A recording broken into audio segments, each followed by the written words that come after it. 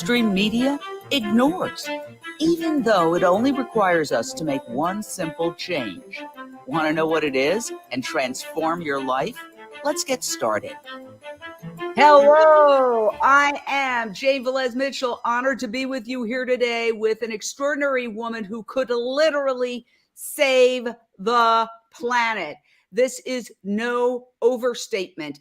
Anne Palermo is the CEO and co-founder of the future of seafood, Aqua Cultured Foods, that uses something else, she'll explain, to create seafood without any fish being involved, without the overfishing and all the resultant problems that have occurred from overfishing, without killing fish. This is extraordinary. She is a high-tech marvel. Welcome, Anne. Tell us all about your incredible company.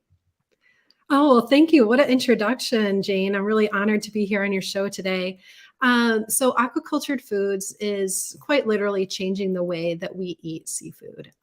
We are growing fermentation-enabled seafood products. They are all whole-grown, whole food pieces of protein that is not refined. It's not processed. It doesn't use any kind of added fats, sugars, salts, or chemicals in order to make the product taste great. It's just naturally better for you option. And we're really excited to bring the solution to market, as we think it has a chance to just feed everybody globally. Now, how do you do that? I see this logo on your website says mushroom-based seafood. Explain. Yeah. So what's so unique about this is that we are using proprietary strains of microorganisms that are all fungi focused. So what is so exciting is that what we're doing is we're growing strains of mycelium, which in effect is the root system of a mushroom. And we are growing these mushroom roots. They're naturally proteinaceous strains of microorganism, and we're growing them in a novel process that allows them to retain all micronutrients, all proteins, fibers, and it's very little of anything else other than those micronutrients I was sharing with you. And because of this, the product, it grows very, very quickly, and all it does is consume a basic substance of sugar water and some cheap nitrogen source, which means at commercial scale, it's going to be really inexpensive. And so it's a much better for you product. It's much more simple. It's ingredients that everyone understands. And in fact, the ingredient label includes nothing other than just our proprietary mushroom protein or fungi protein, water, and then flavor and color, but those are all vegetal based. So everything that you see here is all 100% plant-based, vegan-friendly options. So tell me, how do you turn mushrooms into fish? Because I've tasted mushrooms and it's been decades, but I did taste fish growing up. The two don't taste anything alike. So what is that process whereby you get mushrooms to taste like fish? Yeah. So what we're able to do is, it's not a straight mushroom. So it's not the fruiting body of the mushroom. It's not the mushroom cap. It's the root system that we're growing in a really novel way. Basically, we're just growing it in a liquid feedstock of nothing but sugars and waters, and it allowed that product to grow. And we're growing it into a whole sheet, whole body, whole biomass product. And then we're just slicing it and forming it. So how we are creating the flaky layers that you see are familiar with when you're looking at or thinking about salmon is to basically make something very similar to how you would layer a cake. And so we have a layer of our Aqua-owned protein, a layer of omega-3s, which we gellify, and then another layer of the protein. And we just keep doing that a few different ways. And then we'll go ahead and slice it into really beautiful, what we call saku blocks. They are what you see at sushi restaurants, just little blocks of the protein. And then we go ahead and sell them to our restaurants that way. All right, we've got a caller. Let's see here. Lindsay from Los Angeles, your question or thought for Anne Palermo. Yes, I'm really, really excited about this product. Can you hear me? Yes. Can you hear me, Jane? Yes, we can. Oh, sorry. Okay. I'm really excited about this product. One of the things that I know about friends of mine that even sometimes call themselves vegetarians, vegans, is that they still sneak and eat fish. And they say there's there's nothing out there to replace fish to them, and that they can't live without it, which to me, of course, being vegan is absurd. But I think the fact that this is going to be something completely different that really looks just like the real thing is so exciting. And I'm hoping that this can really take off and transform people. So thank you.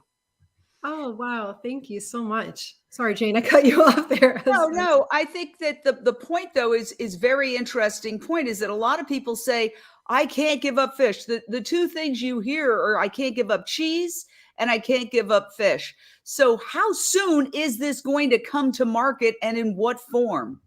Yeah, that's a great question. So we are going to be starting to do product drops with pop-ups, restaurants, starting in January. And everything's going to be in food service. And part of the reason that we really chose to go the food service or the restaurant route is about 70% of all Americans that consume seafood consume it in restaurants or out-of-home eating environments. And so we really want to just meet our customer where they're at.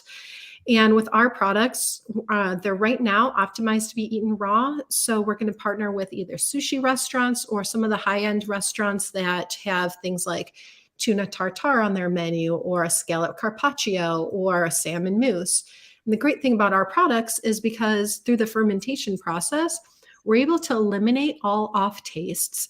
And so we don't have to add things like chemical masking agents to cover up like a beanie note that you see or taste when you have a pea-based protein. Ours tastes of nothing but water. And because of that, when we add flavor, all again, vegan and vegetarian-based flavors, the eating experience is nearly identical because we're not trying to mask an off taste. Interesting. And, Juan Carlos Lopez says, I ask, what is more important for a good person, his palate and his stomach, or his heart and his soul? Wow. Very, very lyrical question there. But the point is that the majority of people, no matter what you want to say, for them, it is quite often their taste buds that count the most. And what you're saying is they don't have to sacrifice their taste if they want fish. I personally, even thinking about many decades, do not crave the taste of fish. Even when it was available to me, I thought I was growing up, to Lindsay's point, in a vegetarian household, but we were actually primarily pescatarian household, and we didn't really think of fish as being meat, but it is. Just because we can't hear them scream, that doesn't mean fish don't feel pain. They do. And they are much more intelligent than society gives them credit for. New scientific studies show that. So what you're saying is people can have something that looks like fish, that has the texture of fish, that tastes like fish, but it has zero fish. This is not a cultured meat or a cell-based meat issue. This is 100% vegan. 100%. Yeah. Everything about it, flavors, colors, the protein itself, everything comes from plant or mushroom kingdom. So yeah, 100% vegan. Now, let me ask you this question. Oh, we've got a caller, Besar in Los Angeles. Your question or thought for Ann Palermo of Aqua. Besar. Hello? Yes. Ask your question, sir. Yes. Hi, this is Cesar, co-director of LA Fish Save. I'm just wondering how fast can people get a hold of this product, and where is it going to be available? And I just want to say it's so amazing that you have created this product that you can save millions of fish and save the planet and save all of us one bite at a time. And it's just really amazing. Wow, thank you. Yeah, we're really working towards that. Very excited. We're going to be starting to do product launches, drops starting in January. So if you'd like to find a way to work with us, please reach out on our websites, info@aquaculturedfoods.com. Very interested in talking with you about the opportunity. Thanks so much for calling in. Yes, and I know Cesar, and he is the head of the Los Angeles Fish Save. They protest outside aquariums. People don't even know there is an aquarium at the Santa Monica Pier, and they have had protests there, and essentially trying to convince people that, yes, fish also feel pain, and that fish are being killed. In fact, they say 80 billion animals are killed every year for food. 80 billion already. That is more in one day killed than all the humans who have died in all the wars in human history. But if you add fish into the equation, the death toll, the yearly death toll, is in the trillions of animals. And it's also having an impact on climate change. So can you address that? Because there's so many funds now that talk about sustainability, and people and companies particularly trying to invest in sustainability, but they often leave animal agriculture out of the equation. Is that changing? And what is Aqua? What's Aqua's role in that? Yeah, well, it has to change. It has to change. Moving to an alternative protein lifestyle or plant-based lifestyle has been proven to be the fastest way to have the most significant impact on halting climate change. Also saving our oceans. Our oceans are the #1 carbon sink globally, even larger than the Amazon. And so these are all things that we really have to take into consideration if it comes to making significant lasting impact in halting climate change. On top of that, we just our global population just reached 8 billion people last week. We're on track to hit 10 billion people in 30 years. And the only way to feed these people is to have alternative lifestyles and through alternative proteins, plant-based lifestyle, and through technologies and food tech advancements. So it's really, really crucial that these things come to market. And I feel like the faster population grows, the more vital having these kind of technologies come to market is going to be. And there's going to be a point when eating a plant-based lifestyle is no longer an option. It is everybody's day-to-day life.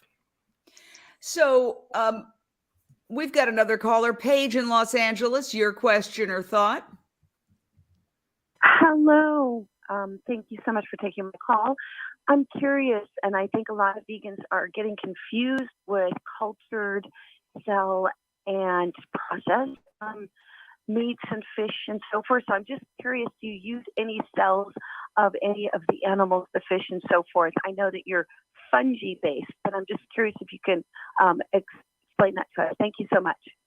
Oh, yeah. No, thank you. We're actually going to be changing the name of our company and dropping the cultured to avoid that kind of confusion. We are all fungi based. We're not using any animal cells whatsoever. It's really important for us to completely replace animals. And so our products do not use any animals or animal products or cells at all. Everything is 100% vegan and plant-based. However, companies that are using animal cells, it is just a small amount of animal cell that's grown inside of a bioreactor. It's a very interesting process, but that's not our personal ethos. So I want to ask you, because I honestly believe, having researched this entire space, food, veganism, animal rights, climate change, for decades now, it seems like, well, we have to get to the 3.5% of people who are plant-based in order to reach the 30%. That's what sociologists say. The ultimate solution is to provide people with an alternative to meat, dairy, eggs, and fish. So this is becoming increasingly urgent because of climate change. And now you see the reality that animal agriculture, which includes fishing, is a huge contributor to climate change, habitat destruction, wildlife extinction. The list goes on and on. Ocean dead zones, for example, the trawlers that just take everything in the sea and they capture the turtles and the whales and the dolphins. And it's a massacre going on there on the oceans. Are the companies that you deal with, the big venture capitalist hedge fund companies, do these people who run these companies get it, that this is what's literally standing in the way of a climate apocalypse and us surviving as a human species? Are they aware of the magnitude of the problem and the fact that food is such a big issue when it comes to climate? And that this product that you have could literally mean the difference between extinction and survival. Yeah, you really hit the nail on the head with that one. I think a lot of the big VCs and a lot of the corporates are starting to truly understand what's going on. And I think part of the reason for that is a lot of the global corporations and food suppliers are starting to see instability in their own food supply chain of animal proteins. And so they are looking outside to try to find really fantastic alternative proteins, companies and startups that they can work with in order to help them achieve some sort of supply chain stability. And then those corporates are also helping and working with VCs to help them see and understand what's really and truly going on and understand the big picture. And the more everybody is being educated, the more people are learning what's truly going on and how this isn't, wouldn't it be nice if everybody switched to plant-based diet more along the lines of this is our only option. This is our absolute only option. And so the more that this message is communicated, the more it's out there, the more it's understood and heard and learned about, the more venture capital is starting to truly come in and understand that this is a need. We've got yet another caller, Nilofar from Dallas, Texas. Your question or thought for Ann Palermo, CEO of Aqua. Hi, the future is vegan thanks to you and your company. Yeah, and as Jane was just explaining a moment before, and for those of us who have seen Seaspiracy, we understand how morally corrupt this fishing industry is and how it's contributing to us barreling down towards destruction. So this, what you present is very, very interesting, very exciting. And the way you explained it, you take the roots from mushrooms and you grow them in sugar and water, and then you spread them into whole sheets and slice them. It's brilliant. Technically, it's brilliant. And I'm curious about your technical background. Are you a materials engineer? Thanks. Oh, that's a really great question. I developed the product. However, I do have a team behind me. My background is mostly in finance and product development, but I have a really strong team of scientists and PhDs, and then I work with some universities as well. And so the company has definitely grown beyond, just the founding team. I have to ask you the details. I cannot wait for this to come to market. Couple of questions, just so many questions popping to mind. One, are you going to get into pet food? They say that just dogs and cats in the United States alone would be like the 5th largest meat eating country in the world. Obviously, cats tend toward fish. Would you be able to provide a cat food, or would it be prohibitively expensive? Cat food is part of our roadmap. So yes, we're working for, we have to maintain a focus. What is that old expression? The person that chases 2 rabbits catches neither. So, well, let's not use that analogy. I'm sorry. I will never correct you, but speciesist analogy. Sorry, I didn't mean it like that. I just meant it as the old turn of phrase. How about rescue? I like it because we're actually going to do a documentary, hopefully down the road, about speciesist language and come up with alternatives. How about the animal activist who tries to rescue 2 rabbits at once doesn't rescue either. There you go. Go ahead, Ann. That works just as well. Yeah, no, I love it. So we have to focus on what's in our immediate roadmap, and that is our sushi products and getting those products to market and achieving that product market fit. But we do have, as part of our roadmap, to create pet food products. It's really important. Cats in particular, they're very, very picky, and it's not only a flavor, but it's a textural issue for cats as well. So what we have to do, and as part of our R&D in that, is testing with cats. But the great thing about our products is because they are grown in whole sheets of material, whole sheets of this mushroom product. When we grind the product, we put it through the same kind of equipment, or the same legacy equipment that is used in traditional meat industry. And so because of that, we're able to very closely replicate the texture of a ground meat as well as the texture of a whole cut meat. And so that is one way that we can really adeptly meet the problems or the associations that many animals, cats in particular, have with alternative proteins. Well, let me ask you this question, because so many people say, well, I need my amino acids. I need certain things from fish that I can't get anywhere else. I need those. Do your products contain those very things that people are always, even doctors, trying to urge people to eat fish for the omegas, for the omegas? Yes, yes. You know, that's when we decided to go ahead and create our products. We had to look at, why do people eat seafood? Well, it's the taste, it's the texture, but it's also that nutritional profile. And seafood in general does have a health halo. So with our goal is to truly penetrate in the mainstream market, what we had to do is create a product that is going to appeal to people on every single level. And so, yes, we do add omega-3s. In fact, our products per 100 gram serving has more omega-3s than salmon, more omega-3s than tuna, more omega-3s than cod. We're adding about 2,500 milligrams of omega-3s per serving, and they're all plant-derived. The great thing about omega-3s is fish get omega-3s from algae. And so the fish don't create them themselves. So we're able to have the same high value omega-3s and DHAs as the fish have without having to eat the fish, because we are able to turn the microalgae into the omega-3s.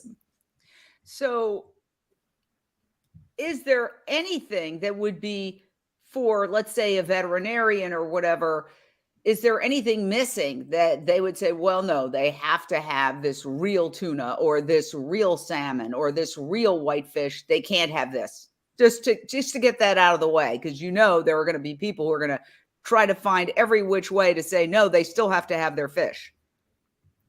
No, there's no reason anybody would have to have real fish over what we're creating. No, aquacultured foods, aqua foods, we are creating the perfect one-to-one eating experience, replicating the eating experience, the cookability of the product, the and overall nutritional profile, and with our goal at scale to be significantly undercut the price of seafood.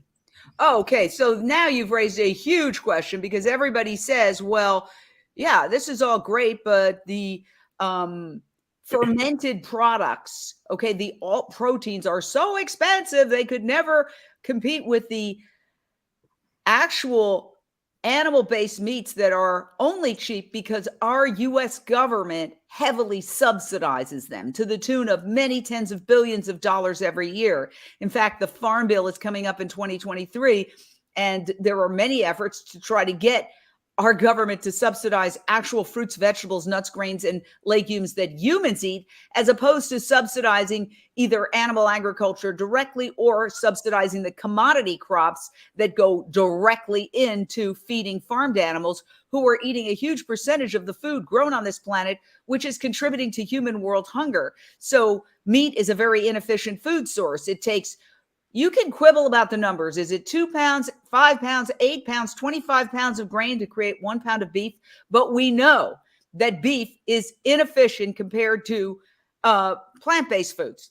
Obviously, cows and pigs and chickens and turkeys and goats, lambs are eating continuously, especially when they're kept in confinement, which is designed to simply fatten them up. I mean, this is what I'd like to show you is these are pigs' gestation crates. These are how pigs are kept in crates the size of their bodies, never able to turn around. And of course, they go stark raving mad. They're smarter than dogs. But the whole idea is that they just eat constantly, or sleep and defecate, and then they're killed as babies at approximately 6 months of age.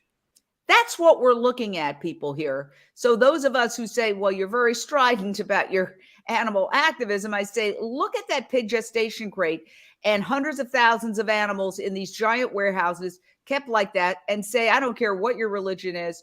What would Bleep say? What would Jesus say? What would Buddha say? This is morally wrong. We all know it. If you can look at that and say that's a good idea, go see a therapist. That's what I say. So we have to come up with an alternative. And the alternative, the great news is It's better for us. It's healthier for us. It's better for the planet. It helps combat climate change because animal products have a much higher carbon price tag than plant-based products. And let's do this. So let me ask you a couple of questions. Sorry about my little speech. When I see those photos, I have to speak about it because they can't speak for themselves. What is the climate price tag of your fishless fish versus fish? So right now we're still evaluating the actual numbers. We're at pilot scale. Well, we're at bench scale. We're moving up to pilot scale starting in a new facility in January. What does that mean? What does that mean? Yeah, so that means right now everything that we're producing is very small scale. It's very small batch. And so because of that, it's really hard for us to figure out what our exact carbon footprint is. Everything is theoretical. We're going to start to take actual numbers once we're at pilot scale. And pilot scale means that we're going to make around 5,000 pounds of product per month. We're going to be at that scale for around 12 months. And then after that, we're going to move on to a much larger, significant volume commercial scale facility. That facility there is when we're going to be able to achieve mass market penetration. Until then, we are at a little bit smaller scale. And so the numbers are a little harder for us to quantify. But what I can say is that we are using a fraction because we're using vertical gardening technology. So we're growing up. So we're using a fraction of the amount of land that is required for anything, whether it is seafood, whether it is lettuce, whether it's pea protein, we're using a fraction of that amount of land. And then because of everything that we're using is all commoditized ingredients, costs are going to be very, very low. And then it only takes us around 7 to 10 days to grow our whole cut pieces of our premium seafood. And that allows for just a drastically reduced amount of time. Wow. This is extraordinary. So when can we expect to see this in the supermarkets and in the restaurants? That's the big question. Yeah, so we're on track to start doing restaurant pop-ups starting in January. So wow. Oh my gosh, I am literally almost shaking right now. This is so exciting. You know, we get tough news, bad news, quite often in our movement when we see people who don't get it, when we see slanted reporting by mainstream media against us. But when we hear something like this is a game changer, people. You are watching history in the making because this literally can mean the difference between life as we know it on this planet surviving and us all going bye-bye. We are barreling toward a climate apocalypse. This is not me saying it. It's Sir David Attenborough. You can see a great documentary he has. I think it's on Netflix, Breaking Boundaries. And of course, you can watch tons of documentaries about this stuff totally for free on Unchained TV, our global streaming network, which is available on your phone for free. Just put in Unchained TV. Or you can go to UnchainedTV.com and watch online, or you can watch it via Amazon Fire Stick. You can watch it via your Apple TV device or your Roku device. But we have documentaries showing that we need to transition to a plant-based food system, or we could literally barrel toward extinction. And it's not just me saying it.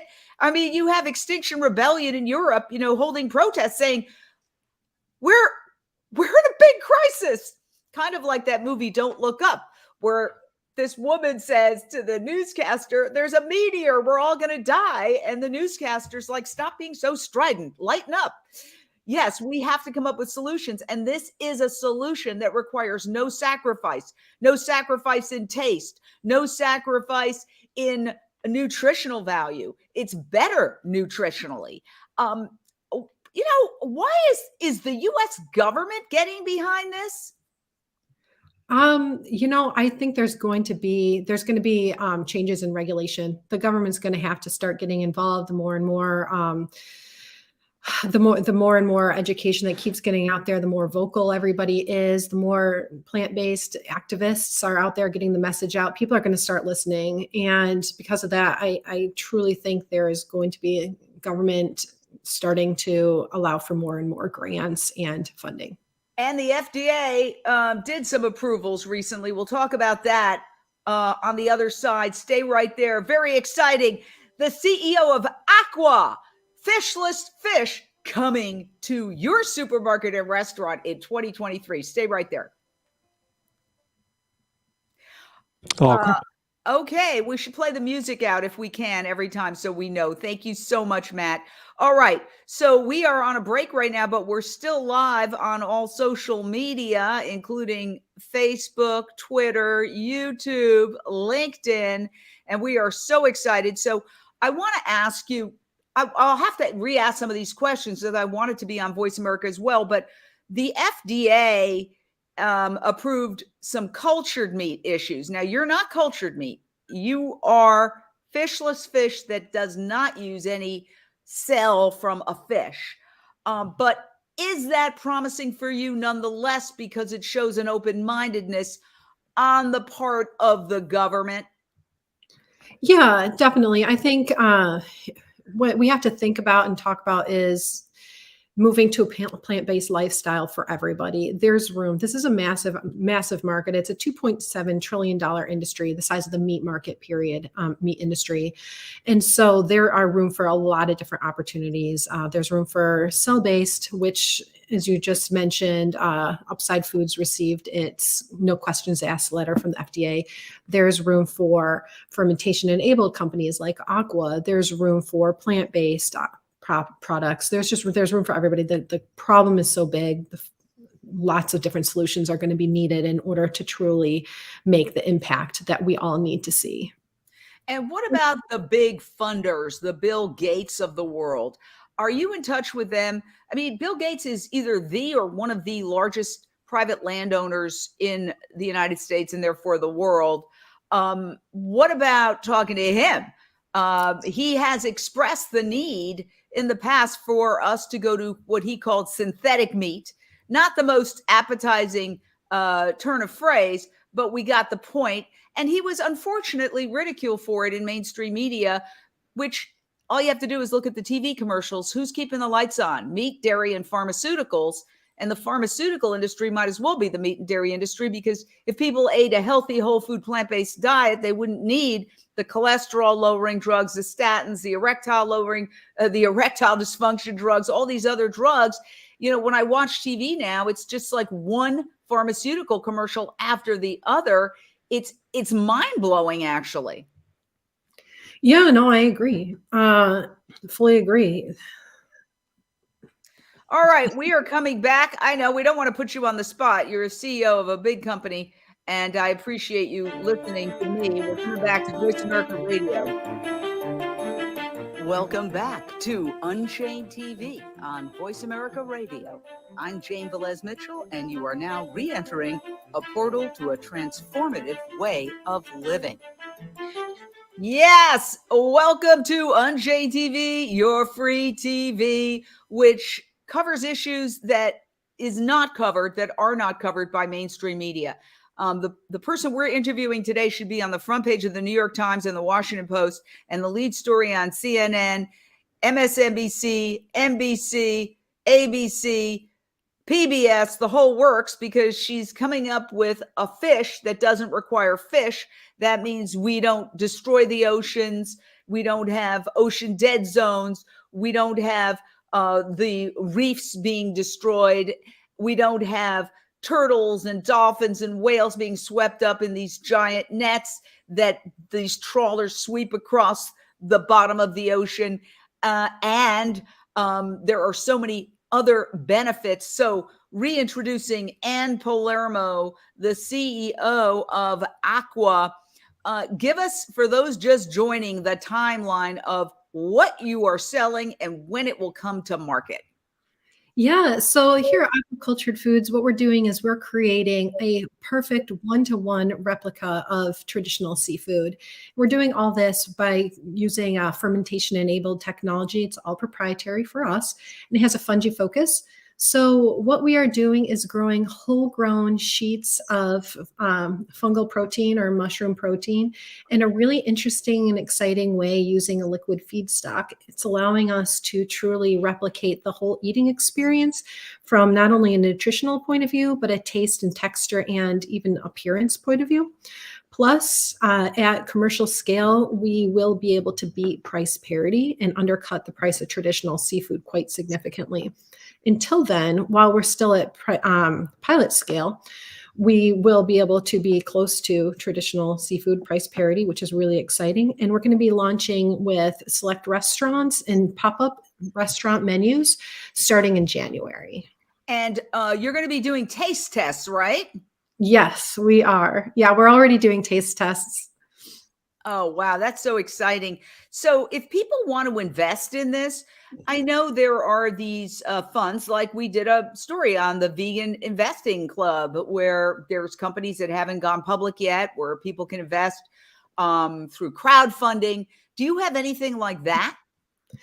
That is a great question. So most of our investors are all venture capital investors.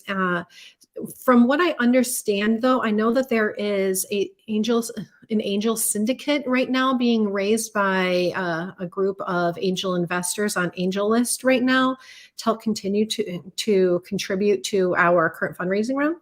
When it comes to how individuals can invest outside of that, I'm not sure. I don't know. You might want to just speak with your investment advisor. I know that you have to be what is it?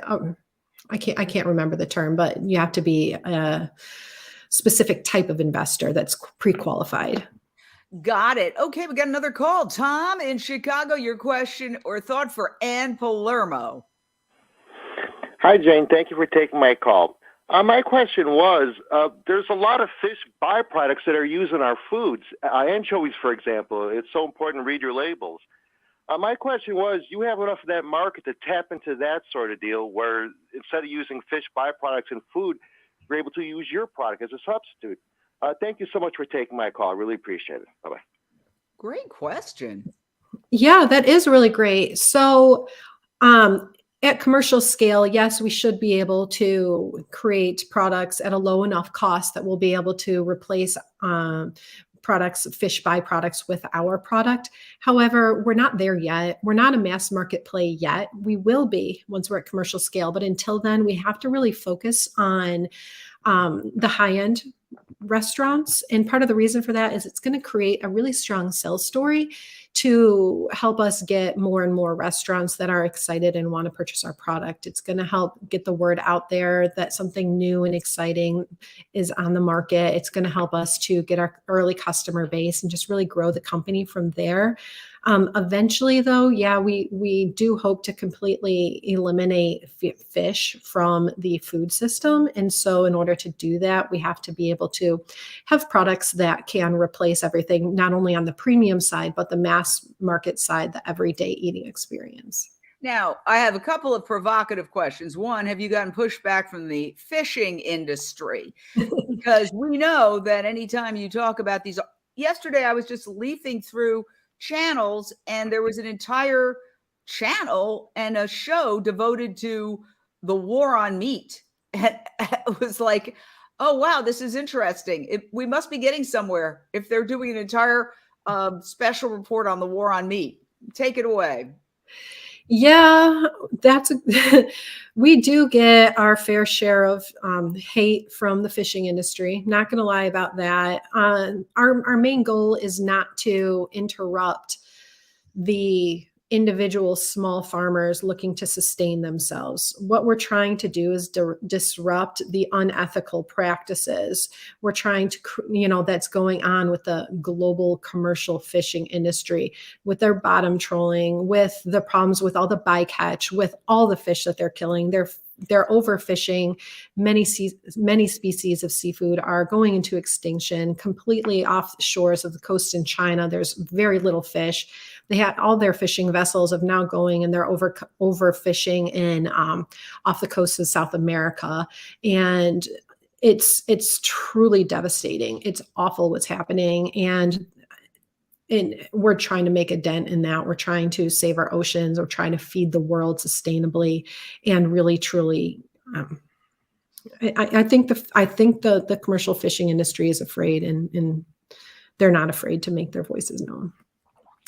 Interesting. I have a question, well, maybe a suggestion, and just take it for what it's worth. I think 11 Madison Park has been voted many, many times as the world's best restaurant. And during the pandemic, or maybe right around that time, they went vegan. They went plant-based. And it created an uproar. And there were several what I would call carnist reviews, even though I personally had friends who went there and said it was the most incredible dining experience that they had ever had, that it was extraordinary. And 11 Madison Park survived the backlash. They are still considered either the or one of the world's top restaurants in New York City. And anything they do, because they have a waiting list of like thousands and thousands and thousands of people. If you try to get a reservation, you better be ready to wait about a year, but they get a lot of publicity.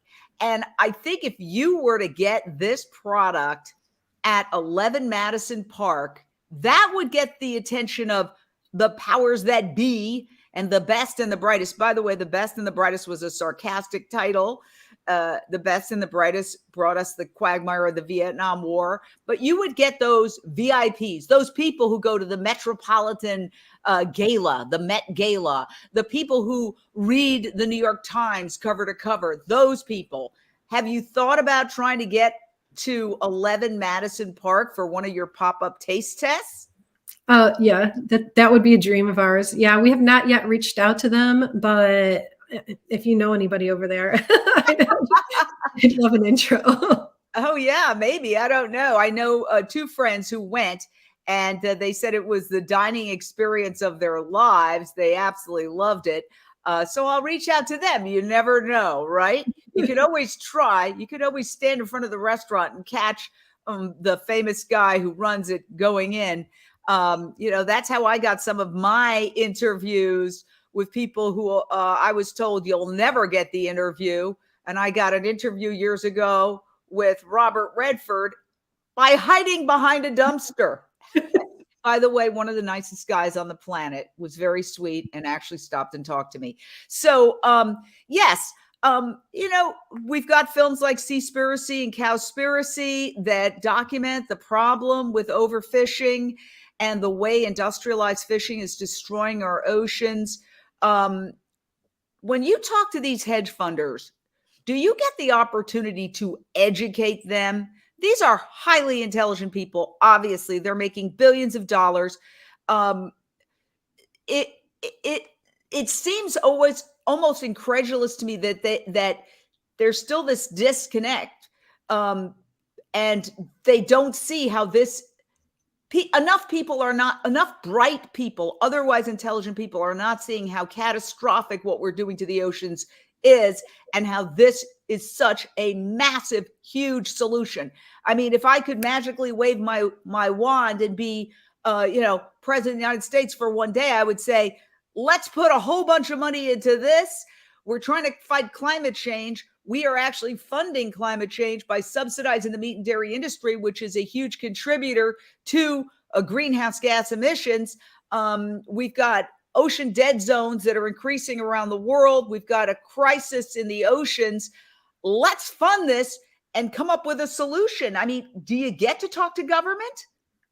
Yeah, I am part of a couple think tanks in order to help spread the word and educate the public, become more involved with lobbying for governmental assistance and funds and policy making. It's really important to just get the word out there, and the education that you're mentioning, it's crucially important, especially when it comes to alternative seafood. And part of the reason for that is, as we mentioned earlier, our seafood has a health halo. People are told that they should eat more seafood, but that is because most people don't know how overfished our oceans are. And about 90% of all wild fisheries are currently categorized as overfished. 170 countries have unmet demand for seafood. And then in spite of all this, demand for seafood, global demand for seafood is still expected to increase by 30%. And there's just, how are we going to be able to meet this demand without alternatives coming into place? And so, yeah. I want to jump in and say, when you talk to hedge funders, do you say those things?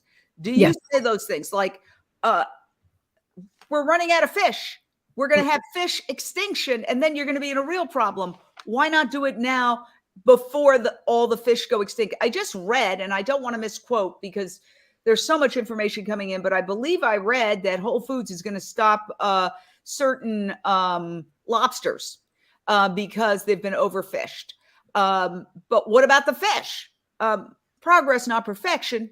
Anytime a store takes an ethical stance like that, but then you read about octopus farms that they're trying to create in Spain. And I know there's a whole campaign against those octopus farms. And octopus are highly intelligent creatures. Oh my God, what a travesty. So, 3 steps forward, 2 steps back. Are you confident? Are you hopeful? I'm extremely confident and hopeful.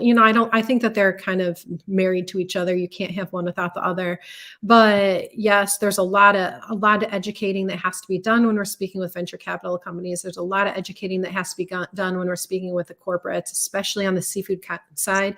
Because in America, people just eat a lot more beef and chicken and less seafood in general. So the problems going on with our oceans are not as, people don't see it as strongly. It's not in their face. So there has to be a lot of education done. But then on top of that, as you were talking about the fish farms and the lobster farms, and especially the octopus farms,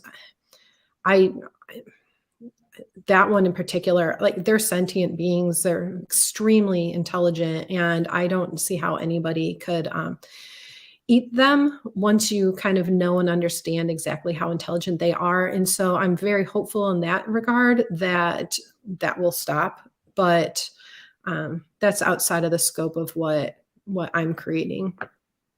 And I have to say, because sometimes I think all of us who are trying to come up with solutions kind of freak out. Like, sometimes I wake up in the morning and go, oh my God, I've got so much to do. I've got to, how do you keep it together when you've got such a monumental task? I mean, are you aware that your product is literally standing between ocean apocalypse and survival?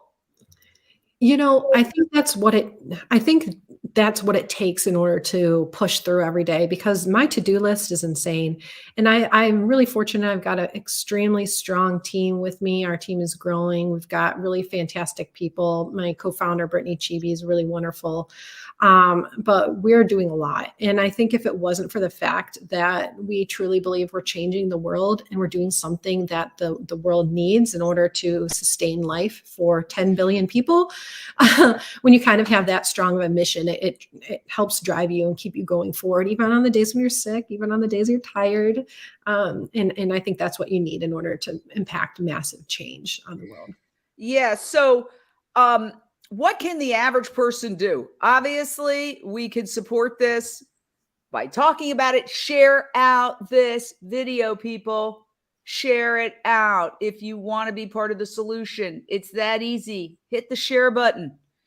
But the other thing, I think the bottom line question I have to ask you, acceptance, consumer acceptance. People are so afraid of the unknown. And, I'm not pointing the finger. I can be that way too. If somebody gives me something I've never tasted, I don't know if I want to try it, right? Even if it's vegan, obviously I'm vegan. But how do you get over that hurdle? Afraid of the unknown. Yeah, I think the great thing about what we're creating is the fact that it's all fungi based, and people understand mushrooms, they understand fungal proteins, and they understand the benefits of it. So the hurdle to trying new things in that aspect is going to be easier to accomplish. People have had nutritional yeasts for ages. They understand what all that is. And so I think our consumer, at least the consumer that we're targeting, is very well educated and is seeking these solutions out. There is going to be continual education, though, for the mainstream market, for the meat-eating consumer. But that is one that we plan to overcome by starting our product launches in restaurants. Because if somebody tries it on a menu with their friends, they understand how it's supposed to be when it's made perfectly with chefs that whose job is to make something taste as good as possible. And by just introducing a customer to a product in its finest form, we hope that that is going to translate when they can eventually buy it in grocery stores. Yeah. And I think maybe we have to be bold. And I'll just point to Pinky Cole has Slutty Vegan is her brand name. It's intentionally provocative. It's a vegan chain that has taken off. She is now, according to her, like $100 million company heading toward $1 billion. And she did a tour called the Pinky Cole Experience that was very flamboyant, very exciting. Food trucks outside, celebrities getting on stage with her. We're going to put up a report about that on Unchained TV today. And so I think that sometimes, since we know we have a good product, we might not do the kinds of over-the-top things that really get the public's attention. Would you consider doing something like that, like a Aqua experience tour, get some vegan celebrities? We know Kim Kardashian has been a spokeswoman now for Beyond Meat, I believe. There's got to be a way to introduce this to capture the public's imagination. So we're not talking about fungi. I personally don't think fungi is a very appetizing word. Why do we have these incredible products with these terrible titles like nutritional yeast, fungi, seitan? I'm like, stop. What can we do to market this cleverly to make it very attractive for people, where you would have lines down the block? You have an event with a news conference with celebrities. You have a food truck serving this to people. Kevin Hart recently opened a restaurant here near LAX and down in LA.